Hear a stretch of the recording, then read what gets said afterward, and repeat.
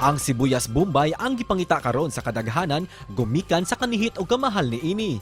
Daw di makompleto ang luto o pagisa sa mga lamas kung wala ang sibuyas Bombay. Apan kung ang uban nagnihit ni ini, abunda kini atol sa kasal ni ining bag-ong magtiayon gikan sa Iloilo City. Kay inay nga buwak ang gamiton isip bouquet, sibuyas Bombay na hinuon ang girampa sa bride sa iyang pagpaso. Gumikan sa ilang pinalahi nga konsepto, nakadapit sa atensyon sa mga netizen ang ilang mga hulagway. Karong buntaga, atong sayra ng ilang katuyuan ni ini o gila-ilahon ta ang bag-ong minyo dinhilang sa GMA Regional TV Live. Magpakisayod ta karong buntaga makapuso silang trending kay nga wedding sibuyas Bombay bagid ang ilang gigamit April Biori ug Erwin Nobis atong makauban karong buntaga. Good morning, Mr. and Mrs. Nobis. Welcome sa programa. Kindly greet all our kapusong Bisaya this morning. Mayong buntag. Thank you for joining us, Sir Miss April ug Sir Erwin. First up, of course, congratulations sa inyong kasal na naging viral sa social media. How do you feel na naging social media sensation kayo? Sir Nico, yung kasikatan namin ngayon, hindi namin siya ini-expect. So, yung nangyaring wedding namin is normal lang para sa amin. So, hindi namin alam na magte-trending kami ng ganito nang dahil lang sa sibuyas bouquet ko ba. Nakakatuwa lang kasi maraming nakakilala sa amin. Tapos yung mga classmate ko, mga schoolmate ko nung high school at saka college, mga relatives, ngayon sa ibang bansa. O nag-chat sa akin na, trending na kayo. Miss April, anong istorya nito? Ba't nyo naisipan na gumamit nga ng sibuyas as bouquet instead of flowers? Originally po, Sir Nico, magsistick sana kami dun sa flowers as tradition na din sa mga kasal.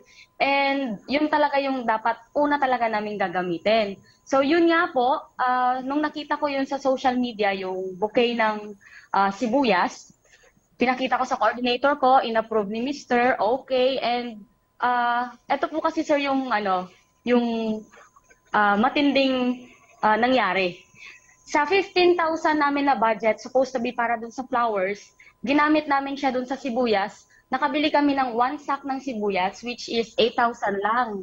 So, mas nakatipid kami, sir, and practical siya. After the wedding, pwede namin siyang magamit. Sir Erwin, may we know anong pinagmulan ng love story nyo? Nag-umpisa siya nung nag-a-apply siya sa BGMP. Ako, BGMP na nakita ko siya nung nag-a-apply siya. Kinuha ko yung pangalan niya, next ko sa Facebook. Ayun, nag-communicate po kami sa Facebook. Sa akin po, sir, yung nagustuhan ko sa kanya is, syempre nung una, caring siya. So, from time to time, ina-update niya ako kahit busy sa work. Yun yung isang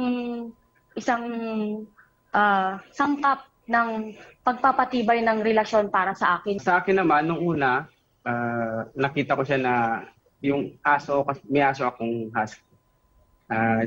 Yung aso ko siya nag-aalaga. Mapagmahal talaga siya sa mga hayop. Ayun na ako. Kaya niya nga alagaan yung aso, ako pa kaya. Wow! Wow! Miss April, anong advice mo sa mga single na nanonood right now? Hintay-hintay lang kayo ng tamang panahon, darating din si Mr. Right.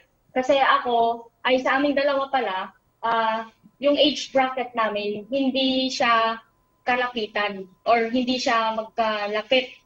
So, yung age gap namin is 7 years. So, sa mga singles dyan, wait lang kayo. And to end this interview, may we ask for your message ang bagong kasal sa ating mga viewers. Maraming salamat po sa mga sabihin natin bashers. Wala naman po kaming intensyon na sirain yung sanctity ng kasal namin. So, kung may nagawa man kaming mali sa paningin nyo, we cannot please everyone. So, thank you pa rin po, kahit na hindi nyo nagustuhan. At least, yung kasal namin natuloy and walang nangyaring aberya. Sa lahat po ng viewers ngayon, nagpapasalamat po kami dahil sa inyo hindi kami nag-viral. Tapos hindi naman namin ginusto na mag-viral saka sumikat.